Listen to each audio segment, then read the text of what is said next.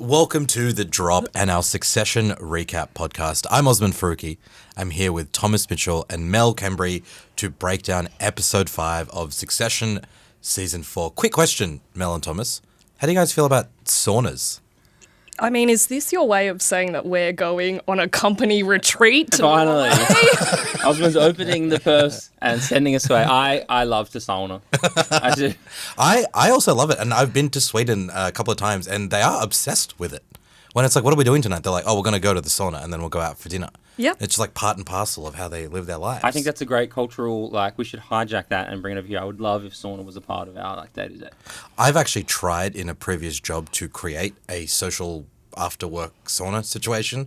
It did not go down well. Yeah. Everyone looked at me like I was a weirdo. It's a kind of cancellation territory now. But you're telling me that that's what you want to do.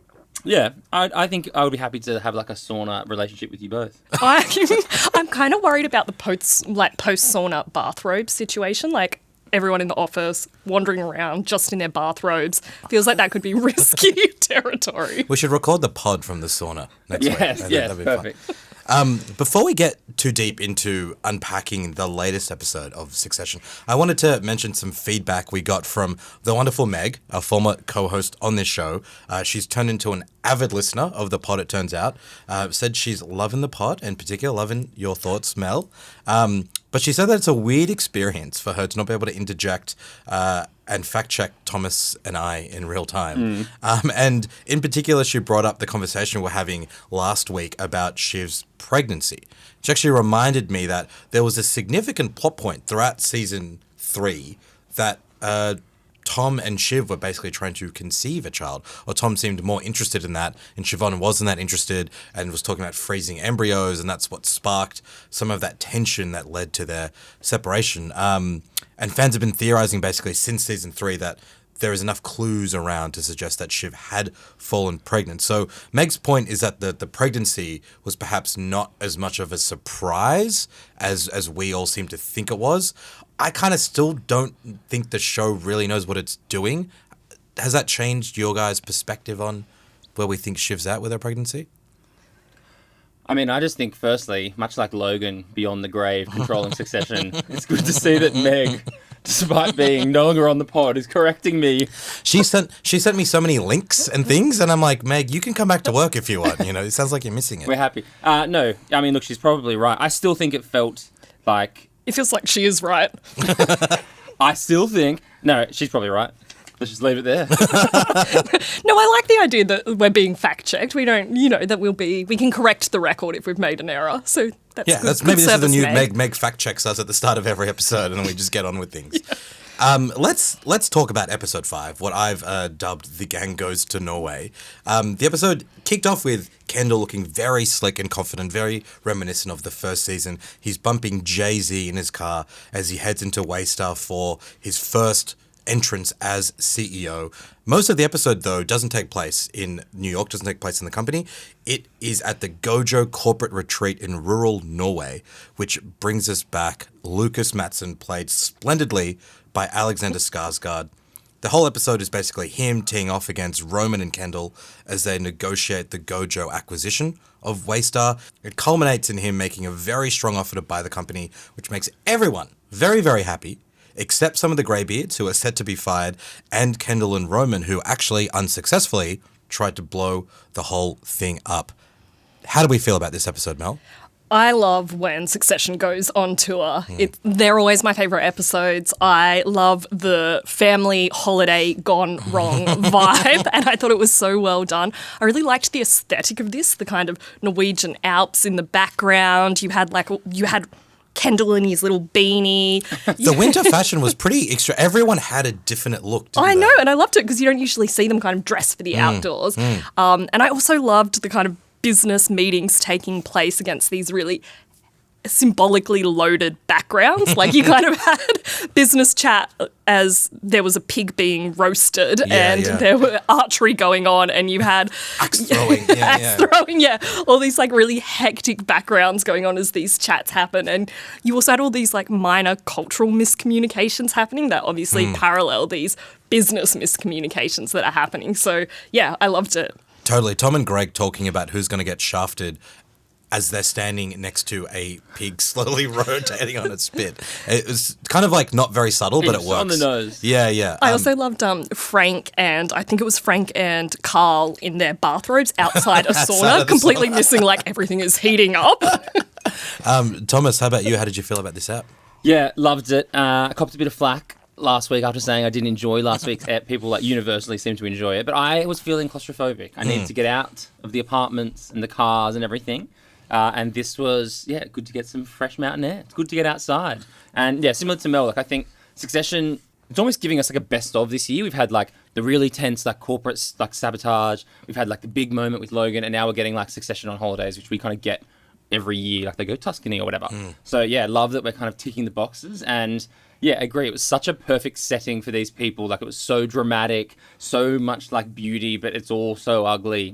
Couldn't be happier to get out. And also, I think it was high time to like inject some fresh blood, and there was like no one fresher and hotter than Alexander Skarsgård. I'm going to be talking about him a lot in this conversation. Yeah, we're going to actually do a separate pod on Alexander Skarsgård's like wardrobe and brig. He killed it in this episode. He was terrifying, and the scene in particular with him and Shiv, Alexander Skarsgård doing bumps of cocaine while talking about his blood is just something so unhinged, but I loved it so much. It's like a fever dream I've had 10 times over. All right, let's break things down in a bit more detail. Let's start with Kendall's return to Waystar Royco. So this scene that opens the episode of him listening to Jay-Z's Takeover on the car on the way, and it felt like that was a definite choice. We know that Kendall is a fan of hip-hop. Who can forget L to the OG? We know that Jeremy Strong, the actor who plays Kendall, he's said publicly he listened to Jay-Z to pump himself up for the filming of season 3. That whole kind of connection that Kendall has with hip-hop seems very much to...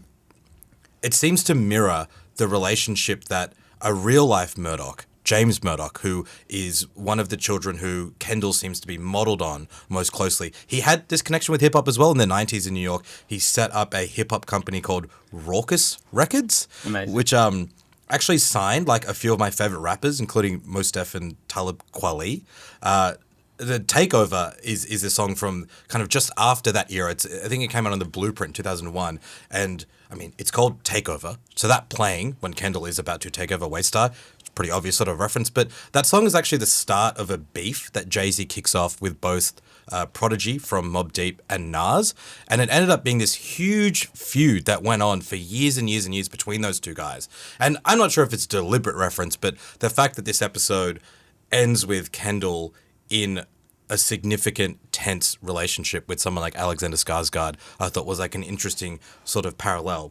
But Mel, how do you feel this episode at the beginning, Kendall and Roman, the top of Waystar, they're figuring out their plans. How are the boys doing? Look, I came in with a very hot take on Kendall last week that I said that he needed to go and see his grief guy a bit more. He wasn't ready for this role, and I feel I've been really vindicated. The moment the episode opened with Kendall, the rap, he kind of came out of the car with the shades and he walked in and he had this just get my plane ready. He had this whole attitude. That's just classic Kendall, isn't it? And I thought there was also this great moment when he went into the office for the first time and he had this like sad moment when he looked at Daddy's empty chair, but then everyone in the office was applauding him and he just brightened up. It's just this need to be loved and this need to be relevant.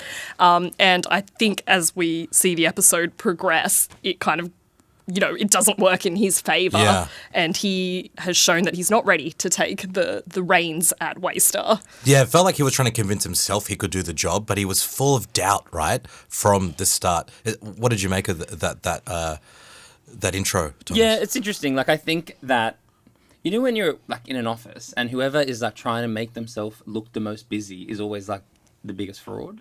That was major Kendall and Roman vibes. Like, they both have like, you know, oh, you sent me too many emails, and they're on the plane and they're like, oh, we've got so much work to do, but no one talked to us. Like, they feel like they were really trying to kind of justify their existence and like make this big show and dance of like how much they're already in control and like we're sorting this out. We're going hard on the studio. So yeah, it felt like a little bit of a front. I mean, I think the other thing is, and I think Shiv says it a few times, like, it's been 24 hours. Like, Yeah. You can't Settle down, guys. Yeah, you can't have like done anything amazing, and you can't have probably fucked it up that badly either. Like, it's early days. Yeah. But I think the biggest and most obvious thing was, especially for Kendall, like, he was just Loving it. I feel like you are lumping the CEO bros together, and I think Roman has actually really stepped up to the plate. Yeah, but you just hate Kendall. No, that's not true. I think Roman could be a good example for you. He'd been in that office. His work ethic, he's gone from doing nothing, if you think of him in the first season. He was in that office overnight. He was putting out fires. Yeah, he was there early. Yeah, he was there true. early. He was putting out fires. He was calling in Shiv. He was a mediator. And actually, if you look at the meetings that they then went on to have in Norway, Roman was really kind of pushing them forward when there was that awkward, really long silence. It was Roman who stepped up to the plate. And later on the Alps, it was Roman who went and sorted it out. So I think Roman has really shown that he's ready. Yeah, I think the other thing that I took away from that sort of scene setting at the start is that neither Roman or Kendall are really in charge. Like, Kendall definitely thinks he is in charge, but Roman is constantly injecting himself into things, and there's a few awkward moments where they're talking over the top of each other, and that the trust with Shiv, like, they're working together kind of. But there are these shots, you know, when Roman says towards the beginning, "Oh, should we get Shiv in this conversation?" And Kendall just kind of like takes a pause and doesn't say anything. You can tell that he's not quite sure to let her in. So I kind of got that sense that I'm like, okay, something's going to happen in this episode where Shiv goes a little bit rogue. I just feel like that's where these... In fact, Thomas, you can attest that I did say that. I was there. He did, yes. As the credits were rolling on the start of the episode, Osman was like, I feel like Shiv is going to kind of go solo here. And I was like, can you just let me enjoy this in silence? For the 45 minutes of that, I don't have to listen to you. And then, lo and behold, that kind of pans out. And now we won't ever hear the end of it. So while... So while the Waystar team are sort of figuring out their battle plan at company headquarters, they get this email from Matsson, which is a list of everyone he wants them to take to Norway. To me, this felt like complete TV bullshit, right? Like, this is just, what is an excuse we have to get everyone from Tom to Greg to a bunch of characters we've never seen before, all on these Norwegian Alps to hang out and drink and dance and eat spit-roasted meat and get made fun of by a bunch of young Scandinavians. I mean, is that too cynical? That didn't really seem to have any purpose, right, in terms of the story. Well, I also like that then Matsson trolls them about it. And it's like, why do you have so many people Why don't you bring here? so many, This is the Rocksteady insane. crew? So we then get to Norway. We have kind of two different tiers of story. We have most of the B team, the greybeards, all those extra hangers-on hanging around down by the sort of bottom end of this mountain. And then we have the top, literally like the top of this ridge, where Kendall and Roman have to get a cable car to go and negotiate with Lucas Matsson. This, I think we need to sit on for a couple of minutes, because the introduction of Skarsgård, what he is wearing, the fact that he is this super tall but kind of hunched over guy with these broad shoulders. He literally played the fucking Northman. Like, he's a big, scary, intimidating guy, and he's wearing this raincoat with the hood up while he's indoors, and there's like 10 of these other guys, and he's just making fun of them. I kind of feel like from that moment, I thought, he's won this negotiation. He's made them come to him before they've buried their father. He's told them who to bring. He's literally made them get on a cable car to the top of the mountain. I'm like, he's holding all the cards. Like, isn't it kind of obvious that they're on the back seat here? I love that they have to like stare down at the abyss beneath them as they go up there. Another of those like symbolically laden backgrounds, like looking down into the giant pit that is their business and life every time they go up to see him, which I very much enjoyed. Yeah, really good. Definitely. He like controls all those scenes with them. He controls the dialogue, and it's always teetering on this, is he joking? Is he serious? Like when he offers to buy the company for $1, there's this lengthy... is he blowing up the deal? Yeah, there's this lengthy silence. Like, should we laugh at this, or is this real? And he just seems in control of the entire situation, where, as you mentioned before, Kendall and Roy are kind of flapping around, unsure of what to do. They don't have their rhythm right, and he just is masterful in it. Yeah, I mean, I loved the hood thing as well. The thing with like Matsson is that he's, especially like for someone, a Kendall type, he's just a cool motherfucker. Yeah, totally. And so Kendall keeps calling him bro. Yeah, like, and you know that kind of wigs Kendall out, because Kendall wants to be that so I'm much. the cool guy. He's like, I'm a cool guy. And Matsson is just like effortlessly cool. Yeah. Like, he's wearing his fucking hood on indoors. Yeah. He takes it off later and it's like a bit of six-pack. Who cares? He takes his hood off. I want to talk about this for a second, which maybe feels like a weird thing to go specific on. No, I think we've discussed it, and it needs like a half hour. It needs a bit to talk about. So he's wearing this buttoned up like very stylish raincoat. Normally when you take off a coat, you sort of unbutton it and like remove yourself from it. He just lifts the whole thing over his head, and in doing so reveals his incredible like abs and obliques. It's an incredible, and I reckon that's not in the script. I reckon that's Skarsgård being like, this is how I'm playing this character. He's got like an ab clause in his contract that he has to have. He has to see like 2 or 3 abs per ep. Yeah. But yeah, I just thought, same as you. Pretty much from the moment he like re-entered the Succession universe, it was kind of like the Matsson show, and he just dominated them like verbally, like physically, in the negotiation. It was just like they all sat down, and even like he's so patronizing. He's like, you guys know how this works. Like, I say something, you say something. So yeah, I thought the negotiation itself was an interesting like piece of writing, but in terms of how it pans out, even in terms of like, he also wins because his dad died in a more horrific way than their dad did. And they're sort of whinging about it. And I think this is this point I think I've been making since the start of this season, where we sort of feel a bit of sympathy for the kids because they've just lost their father and they're clearly struggling to come to terms with it. I think Roman in particular on this episode is quite grief-stricken still. But if they're trying to be big business players, they've got to move on. And that's it's like that they say to Lucas, a dad died, like, give us a minute. He's like, well, at least he didn't walk in on him with the BMW engine still running. It's like, yeah, dudes, your dad died. That's really sad. But if you're trying to be huge media, like, empire builders, you've got to move on. Yeah. And it's only been like a couple of days, though. Like, literally, he's not Meg even in the said this ground a few yet. episodes, but it's like, I get it, but like, you can't kind of do both things. Like, I'm not trying to say that it's the right thing to do is to like move on from your dad, but if you can't do both. You can't say, I want to live my life as a normal person and grieve on my own terms whilst trying to run a multi-billion-dollar media empire. Yeah, money does not grieve. The stock market is opening on Monday, Thomas. Money does not grieve. That's a You great- can put that on your bumper sticker. I was going to say that I think Succession does these whenever they have a business person who's in a deal with them. They do it so well. Like, I think of Adrian Brody's character with all those layers as well. And I think it's this thing of like, we have been so claustrophobic with the family, and then you get outsiders and all of a sudden you're like, hang on, these people are like kind of warped and they're not that good at what they do and they're not that important and they're not that relevant. And it gives you like this completely different perspective of them. Yeah, we've had a few episodes that involved negotiations and kind of bidding. I thought this one was one of the best because they did such a good job of helping us understand, holding our little non-business brains, holding our hands through it basically by Kendall holding up a piece of paper that says, there's a number, 144, above good, below bad. And I appreciated that. did Like, too. yeah, I was like, I get it. I saw you take the notes. You're like, Yeah. I can follow along. 182. But then in the negotiation, things kind of go awry because the whole plan is that Logan had sort of negotiated to this point is it's all of Waystar except for ATN. So the kids are going in, they're wanting to sell all of Waystar for above $144 a share, except ATN, which they want to merge with Pierce, which is the other media company that they've bought. But he throws a spanner in the works, Matsson, by saying, actually, I'll offer you a stack more cash, 186 or something, but I want ATN. Immediately you see their brains ticking, Roman and Kendall's, but they're not quite sure what to do. So they take a beat, they go, and they have to talk to Siobhan. And I think this is the second moment where we see a divergence emerge from the siblings. Shiv's already kind of pissed off because she's gotten a rumor that ATN, the news network, has this open line to Jared Mencken, who's the super right-wing presidential candidate. I think this is kind of modeled on Trump's very close connection through Jared Kushner to the Fox campaign. He's basically dialed into their morning conferences, so he's getting an inside scoop on what this huge influential news network is up to. And she seemingly implies that Roman's orchestrated the whole thing because of their relationship.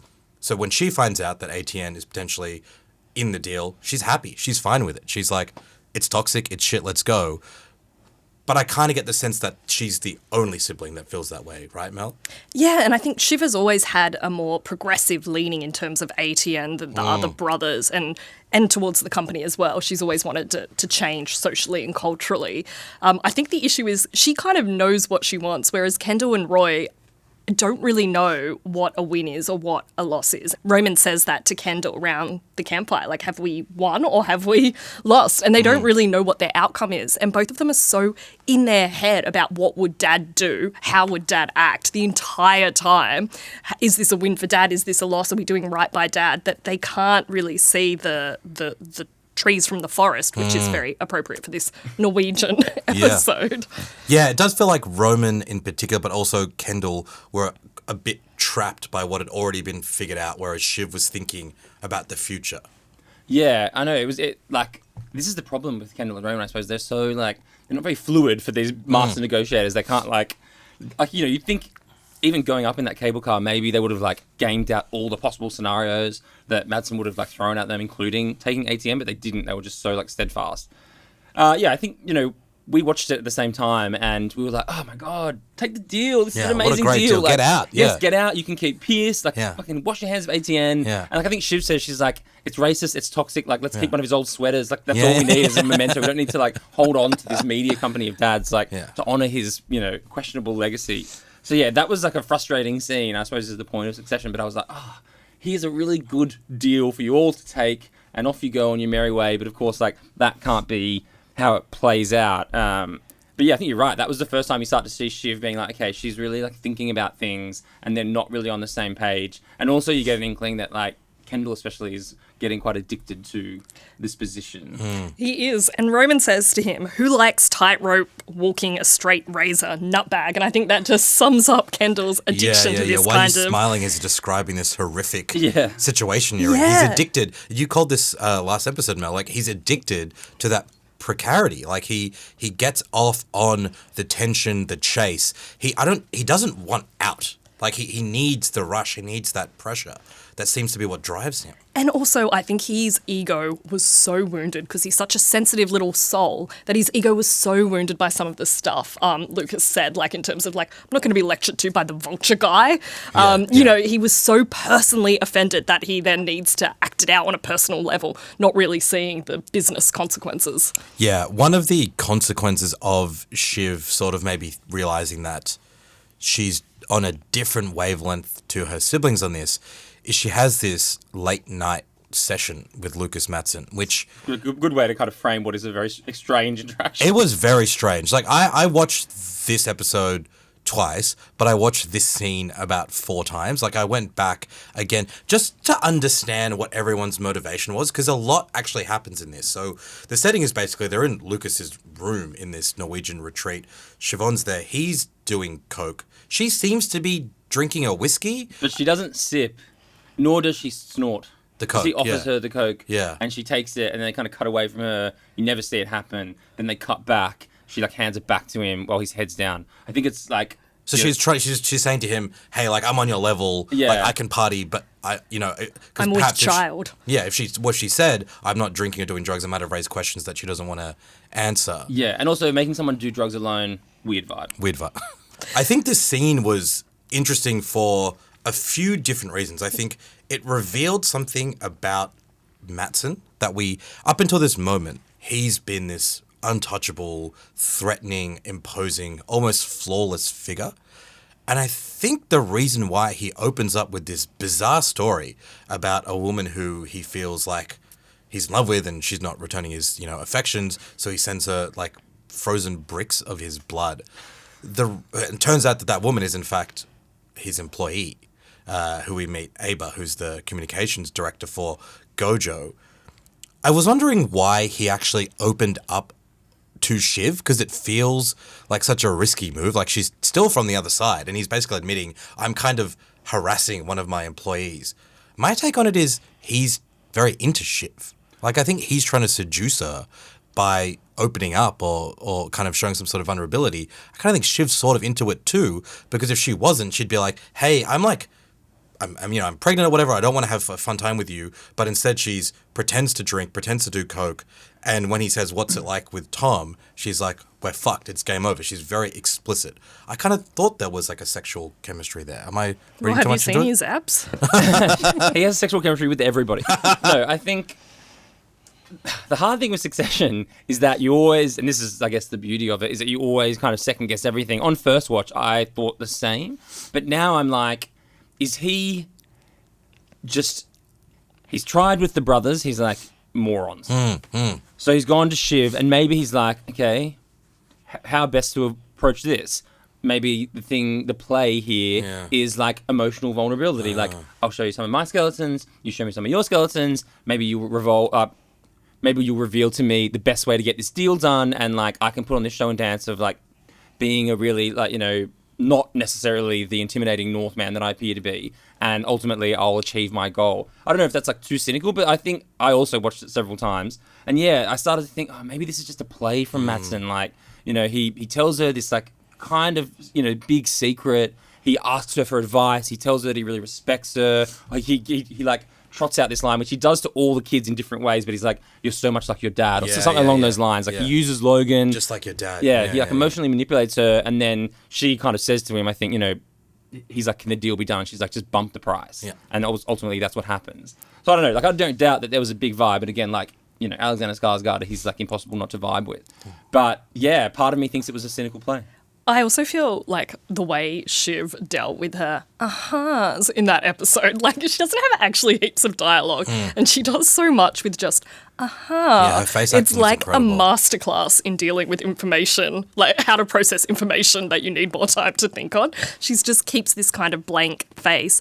I think I'm probably with you more of the cynical line. I think it was a different approach to power. He had the kind of bro off with the brothers, and then he's trying this softer approach with Shiv. He obviously has he obviously has a strange relationship to women, and like he does describe Ava as a estrogen air freshener. So I think he thinks of women in charge in a certain way. So he's also bringing that to his conversation with Shiv, and little does he know that she's probably got a Shiv in her back pocket. Yeah. He definitely respects her, I think, more than he does the kids. I have a tiny quibble with the way that Shiv is being written this season.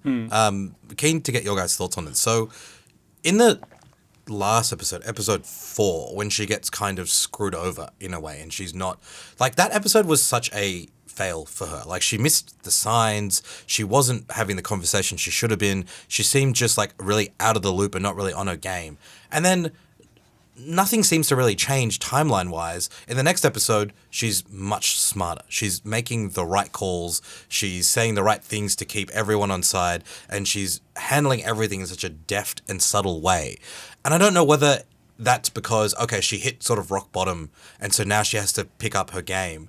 But it just feels like she's so quickly, inconsistent in how she's approaching things. I felt almost like it was this automatic instinct that kicked in with him, this dormant businesswoman that kicked in when he told her this story, because immediately she was like, here's my 3-point plan, these are the people, these are how we can handle it. And it was kind of got her out of that pattern she had been in before. And the brothers had just kind of ignored her and fobbed her off for most of the episode or brought her in as an afterthought. And then she had this interaction with Matsson, and it just kicked in her kind of motivation and showed her skill set again. And I was like thinking of that Chumbawamba song, like she got knocked down in that last episode, and here she is getting back up again. Wow, a tub thumping reference. Yeah, don't you wish I was in podcast. your viewing? Last pod was Icarus, and now Chumbawamba. You're like cultural touchstones all over the place. I like that we started with Jay-Z and we ended here. I like the take though that perhaps the Matsson interaction unlocks something, because she does transform in a bunch of different ways after that. I want to talk about the aftermath of that, in particular her relationship with Tom, because it seems like there's a fire that's been reawakened there. And again, I couldn't quite figure out what the hell was going on in that weird thing where she like makes fun of his shoes, she kicks him, he like flicks her earlobe. It felt like a very high school kind of a thing. Yeah, I definitely saw she had this professional win, and it gave her this sense of self, and then she went out and kind of tried to resurrect this relationship that Tom and her had previously had, where she was kind of this alpha figure in their relationship. Yeah, I thought it was a very strange interaction, and it's like, is this some kind of weird toxic flirtation? We were joking earlier about it being like something straight from Hey Arnold. Yeah. But, move it, football head. But if you think about it, that is actually their relationship dynamic in a way, and it's always been like that. So maybe this is her being like, okay, let's go back to what we were. Yeah. Thomas, you've been sort of predicting that there'll be a Shiv and Tom reunion, and we sort of flagged last week that felt like where things could be going. Are you surprised that it happened in this way? Like, after this meeting with this other super handsome Swedish guy, and in such a weird, like, I kind of hate you, but also let's get dinner. Yeah. She went from, like, Scandi soft boy to, like, OG soft boy. Well, firstly, I did think that was like Tom and Shiv foreplay, awkward as it was to watch. I thought it was hilarious because like one of my pet peeves is when people wear like really new sneakers and they're so white. It's like the shoes are wearing that person. And it's such a Tom move. He's like obviously got his brand new white shoes for his like big holiday to Norway. And then she's like, Tom, it's embarrassing. Like, people are coming down and your sneakers are freaking them out. And then so she, like, steps on him. Then he, like, makes fun of her earlobe, which is, like, a barnacle. Yeah, it was this weird, like, oh, here they go again with their, like, disgusting foreplay. And then, obviously, she ends by inviting him to dinner. So it seems like they're kind of back on track now and heading in a way that, I guess, like, with the fallout of the deal, you know, he really needs someone to kind of... She needs an ally and he needs an ally, and maybe, strangely, in this weird sea of people where no one can really trust each other, they've, like, ended up back together. Yeah, and she says even, like, there's a romantic rekindling. There's also a professional thing going on because early on in the episode, Roman and Kendall offer to, like, cut off his head, and she's like, no, don't do that. She ends up saying to him, I'm going to fire Sid. Like, you're going to be the big boss of ATN. I want you to do it. Like, Exactly, it's like this, like, you know... Yeah, he's on the up, she's on the up.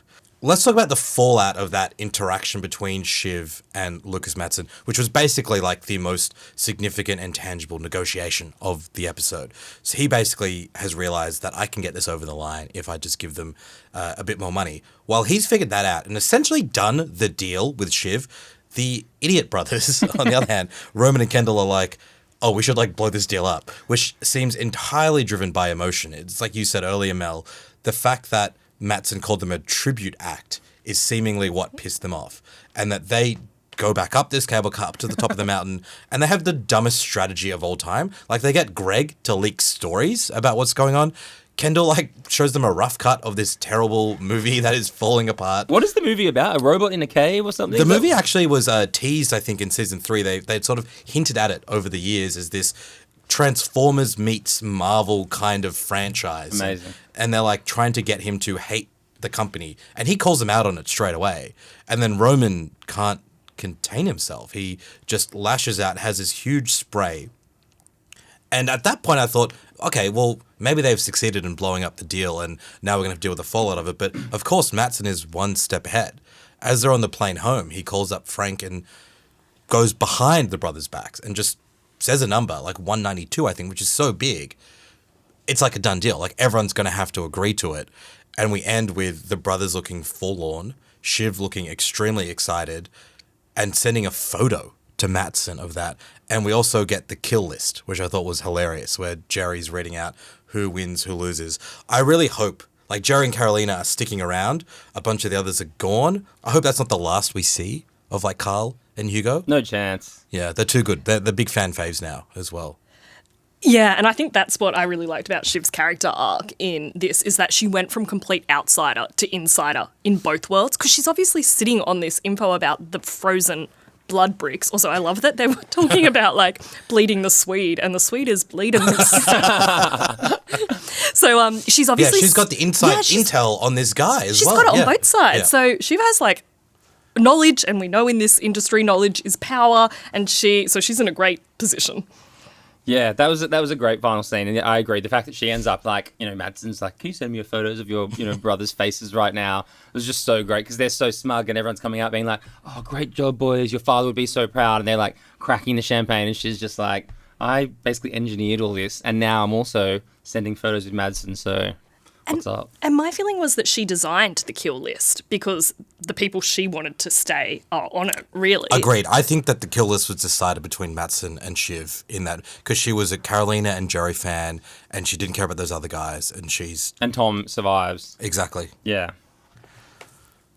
All right, time to cover our favourite lines from this episode. Thomas, you've got a blood theme one that I feel like is the best one to kick off with. Talk us through it. Blood was such a, like, you know, visible, palpable presence in this episode. I actually didn't find this episode that easy to pick a favourite line from. I feel like you say that many weeks. Yeah, I just don't think the writing's very good. No, but I thought this one was very funny, and it was especially, like, when Shiv delivers a line in her Shiv style, it's so good. Matsson is talking to her about, you know, what he might do should his, you know, kind of creepy courting of his employee come out. He's like, I'll just deny everything. Yeah. And she says to him, deniability is difficult given she has so much of your blood. And it's just like such a, like, in no other show would that, you know, fly, except so do you for reckon maybe... Ebba's freezer is just full of like these blood bricks she's keeping as like evidence. Yeah, frozen evidence that my boss is fucking crazy. And she says earlier in the episode, she says something like, I write it down so that I can get a payout, or if they try to fire me. Like, I reckon there's more to her to come. Yeah, the whole thing was weird with her. She was an interesting character, and that was probably the one only other time we saw Matsson like not being in control was when he introduces her to someone, and he's like, she's obviously like uncomfortable around him, and he's like, "Oh no, you love it here, you love it here," and it's just like it was awkward. It was like that, and the moment with Shiv were the only two times he was like not in control. So yeah, I think again this show is so good at being like, we're creating this character who runs rings around the guys we've been following for 4 years, but he's still fallible, and ultimately he's fallible because of his sexual politics, because that is how the corporate world works, basically. Mel, talk us through your fave line. Okay, so my favourite line was, firstly, I loved the whole plane scene when the whole family of Waystar get on the plane and they're going across to Norway to the retreat. You've got the tribute band up the front, you've got the boiled eggs in the back, and Carolina says they're all chatting about who they're going to meet, and there's all this chat about how Gojo's deputy communications person was a former Winter Olympian, and Carolina comes out with this line. They've got Fulbrights coming out of their ass. They're a NASDAQ master race. They're just a bunch of really impressive, very serious young people. And I think this line captures the kind of shift in power. They're all literally up in the air. And for crisis Carolina, like, she keeps her head in a crisis and she's troubled by this. I think you can kind of tell here that they're feeling this real sense of irrelevance, and you get this flagging of the cultural change that's happening inside the company, but also outside the company, and this real building up of old versus new, legacy versus evergreen. I think that's so nicely summed up in that scene. There's a lot of very funny descriptions of the Scandinavians in this that are great. My one is from the very start of the episode, as Roman and Kendall are kind of plotting and deciding what to do next and when they're going to get on the plane. Jerry and Carl are walking in, and you see them look up and say, "Here come the Emperor Penguins." And they look like Emperor Penguins. I don't know, that's such a weird line to describe two people. I've been rewatching a lot of The Thick of It, which was written by Jesse Armstrong the first two seasons, and this felt like a line out of that show, just the way that described these lumbering, old guard people. It was really, really good. I love all the different synonyms for it, like the village elders, the boomers versus the zoomers, the greys, mum and dad. Like, there's so many different descriptions that are really playing up this generational warfare that's happening. But this is also something I reckon they love to do. It must be a Jesse Armstrong thing, because it happens in like The Thick of It as well. Just like whenever people are walking to one location towards one another, it's like always a topic of conversation. Like you never just hear. You're never with one group as they're going somewhere. You're with the other group watching that other party. And there's come. a comment about what they're up to. It's like such a device. Yeah, like Matsson, here come the wrecking crew. You know, you're rolling deep. Like it's really good. Okay, so Jerry Watch this week is kind of like best line for me, because I think Jerry played a really incredible role in firing up the troops. This is the same trip on the way to Norway where Carolina gave that line you gave, Mel. Everyone's freaking out. They're stressed. They're going to get eaten up by these Swedes. And Jerry gets them all energized. She says, they might be young, but they're European, hammocked in their social security safety nets, sick of vacation mania and free healthcare. They may think they're Vikings, but werewolves raised on a pathogen that goes by the name of Logan Roy. She, takes charge, and she ends the episode surviving. The fact that she's gone in 2 episodes from being excommunicado to surviving the merger and holding on is pretty significant. Oh my gosh, that was a real Captain My Captain moment. I was ready to get on the table. I was moved. I think she is the ultimate snake on the plane. She knows when to lie in wait. She knows when to strike, and that's Jerry. That's how Jerry has survived so long. She has a bit of the pathogen about her, really. She's got the Logan Roy DNA. Yeah, that was a great speech. Again, I'm sure that will be all over the internet, that speech. They're young, but they're European. It's just amazing. It's just it speaks so heavily to the way Americans view themselves, and obviously their view of Europeans as being kind of a bit soft and showy. Sick with vacation mania and free healthcare. We're going to turn the fact they have an amazing social security net against them, we're animals because we come from America and we've been bred against the toughest conditions in the world. Whereas they're just over there holidaying and then their fjords and whatnot, being beautiful and tall and healthy and yeah, amazing. But no, I agree, Jerry. I mean, she lives to fight another day, and I think no one's surprised. She is a pathogen like Logan. All right, time for Fun Fact Corner. Thomas, you've been digging hard. You've been digging deep this week. Well, there's that Roman ethic. Look busy. What have you got for us? Yes, due to mild demand, we have another location-based fun fact in Fun Emphasis Fact Corner. on the mild. I mean, look, it's a no-brainer because location was such a big part of this episode. So this one is to do with the stunning location of Matsson's corporate retreat. It was filmed at a place called the Uvet Landscape Hotel. Oh. Uvet is far away from the densely populated world, a 90-minute drive from the closest Norwegian city of Alesund. It's located in a birch forest just outside the village of Valldal in Norway. You may have noticed that in the film Ex Machina. Oh, this is where Ex Machina was filmed. Yes. You can't hear it, but these guys look shocked. And so basically the stunning remote getaway was the property of a tech billionaire in the movie who experimented on human-like robots, which sounds weirdly like the plot of this episode. What, are you reading this from Wikipedia or did you write this? No, I wrote this. Okay, great. And- great. I just think we should cite wherever the sources are, but if it's your stuff, that's all good. Yeah, I'm going to fact check that one. Yeah, don't worry, Meg's on it. And so funnily enough, Kendall's room, which he's specifically in a conversation with Roman, Yeah. he's like, How "Oh, small man, is like it?" my Yeah. room is small." And it does look kind of small.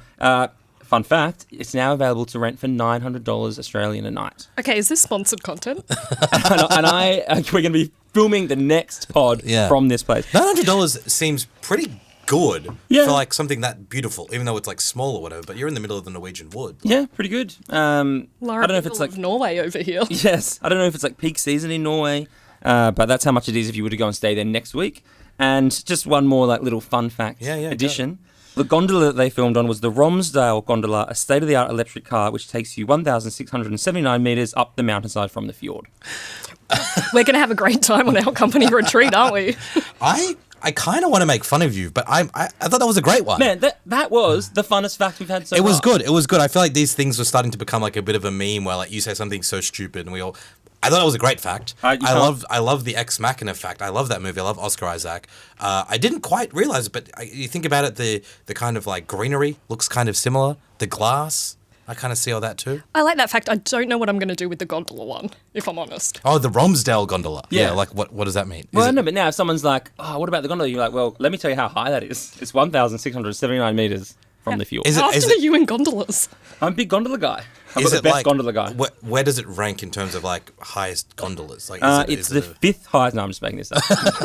Yeah, so that's 2 fun facts for you, and I'll be back next week with another fun fact. Sponsored by. I hope. Yeah. Thomas, thank you for that fun fact. Always a pleasure. Time for our winners and losers. This is an interesting one because it's the first time across the run of this season we've all picked the same top winner. Mel, you have the honours of saying who it is and tell us about the rest of your scores. Congratulations, Shiv. 3 points to you. I think it's for the reasons we discussed earlier. She's gone from outsider to insider. She got knocked down, but she got up again. Nothing's going to keep her down. Are you getting paid by Chumbawamba as well? You're getting paid by Norwegian Tourism. You're We getting got some Chumbawamba really money. weird brand deals in this podcast. Any other advertisers listening? Talk to us, please. We are desperate. I just want to know people to know I'm not just about Greek mythology.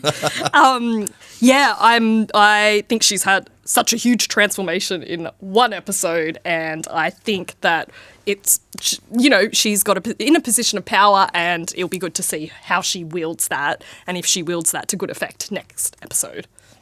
And who did you give your next points to? Number 2 went to Roman. I know this is controversial, but again, it was really the work ethic of Roman that I appreciate. This is a big miss from you, Mel. This is Massively. he's tanked. No, He's absolutely tanked. I think we have seen a side of Roman that we've never seen. He never wanted to be involved in the business, and now he's really involved. Also, Roman is like famously, he's like, I'm numb, I don't have emotions. And we saw rage and anger and a spark in that. Two a completely disastrous end for him. Yeah. He lost the only thing he could do all episode was think about what his dad would have done. He lost his mind, didn't get the outcome he wanted despite blowing everything up, and is now completely screwed. Yeah, this is not who won your heart. I think that like Or their internal mental... I think there's only one person that won everyone's heart. No, I think that maybe you don't just hate Kendall, but you're a bit like Roman curious. No, the beast has been awakened. Inside you. Wow. No, I think Roman, something has sparked in him. He he has been a joke. He has been a sex pest. He's been a troubled kid, and now he's interested. And I think it'll be, he might be able to work that to his favour should he let go of Kendall. That bad influence. You're still wrong, but let's move along. 1 point you have to give away. Oh, yes. This is to Jerry. I think she's got a new PR gig and a new legal gig helping this guy out with his frozen blood bricks. So I think that's a good opportunity for her to shine. She's leading the old pack. She's Coach Carter. Yeah, I think 1 point well deserved by her. And who lost? That was Greg. He's really starting to annoy me. Yeah. He feels like he's back to his first season where he's like clingy and desperate and he doesn't know what role he's meant to play. There's that great moment where he was like, "You guys rock," and "Rocket fellas," and I think it's Roman is like, "Shut up." And that's kind of how I felt. I was like, Lucas, did you have to be on this list? What are you bringing here? Yeah. I thought that was interesting, though, because Lucas wrote the list, didn't he? But anyway. Tell us your points. So, Shiv, again, 3 points. I mean, I think it's pretty clear we all agreed she was the clear and obvious winner, and she has the blood brick intel, which is invaluable. 2 points to me for Carolina, because she's not on the kill list, which I thought was great. But also, given Matsson's very precarious situation with his current head of comms, should the deal go through, she's in pole position to instantly be the new head of comms. So I think that's really important because he's obviously got a pretty tight structure, but that's a one situation he needs to deal with, and Carolina could slot right in there. So I think that was important. And then I gave Tom 1 because also not on the kill list, but now he's kind of on Shiv's sex list, so he's back in play. And I reckon that things are playing well for Tom. He's such an amoeba, he just survives. So I really appreciate that. And my obvious loser, I don't know how you missed this, Kendall and Roman. I think the CE bros got done, a bad episode for them. Kendall, so many mistakes. Yeah, and even Roman, great, from a from a human perspective, I'm so glad that he tapped into his emotions, but the worst possible time on top of a mountain while trying to negotiate your future. The level of contempt on your face as you look at Mel when you say that. Yeah, scowling. Fox's perspective? Yeah. So that's my list. Mine is very similar to yours, Thomas. Shiv gets my 3. I gave Jerry 2 because I think she is the ultimate survivor. We keep saying that. And she's not just surviving, she's clawing her way back up to the top. Tom, I threw 1 point to as well. I think, he's back with Shiv and he's back at the top of ATN without having to deal with Sid. And Kendall's my bigger loser, but I think Kendall/Roman did not do well. Okay, let's do a check-in on our tally. We haven't done this in a couple of episodes, but there's been some significant shift. The main thing is that Shiv has jumped up. She's doubled her points in this league, and she's now at the top, sitting pretty. She's just in front of Roman, and Tom is kind of been up for a bit, and he's clinging on too. So the fact that Shiv and Tom are both in that top 3, I think is pretty significant in terms of their power couple standings. And running at the top 5, we've got Kendall and Jerry as well. All right, time for our predictions for next week. Thomas, what have you got? Yes, I think Shiv and Tom will have quite a nice dinner. She'll wear some dark shoes that she can't ruin. Oh, she'll wear the silk blouse.